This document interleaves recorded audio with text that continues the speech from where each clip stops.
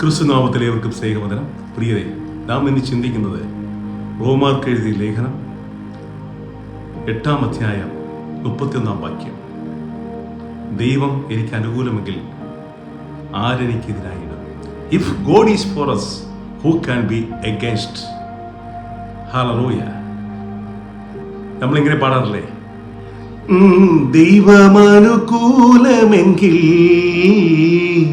ആരെനിക്കെതിരായിടും? ദൈവമനുകൂലമെങ്കിൽ ആരെനിക്കെതിരായിടും? ദൈവമൻ ബലവും സങ്കേതവും കഷ്ടങ്ങളിൽ അടുത്ത സഹായിയും. ഹല്ലേലൂയ. പ്രിയരേ, ദൈവം നമുക്ക് അനുകൂലമെങ്കിൽ നമ്മെ പ്രതിരോധിക്കാൻ ആർക്കും സാധ്യമല്ല.